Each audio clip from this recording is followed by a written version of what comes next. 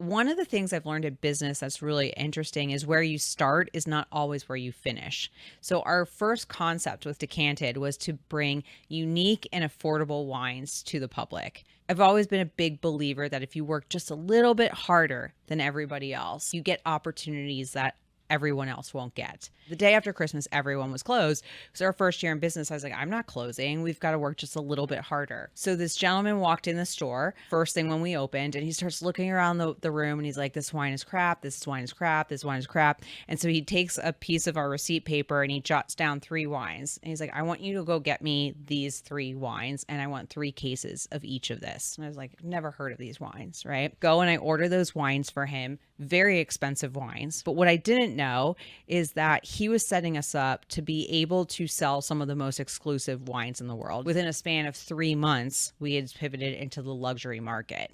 What we learned is sometimes the business model that I want isn't necessarily the best business model or necessarily what the market wants. So even though I wanted to deliver affordable wines, the luxury market was more profitable, it was more stable at that point, and there was a bigger opportunity because we're in the middle of the recession. So we're able to basically buy up a lot of these luxury wines that we normally wouldn't have. And that's what enabled our growth and enabled interest to sell 4 years later.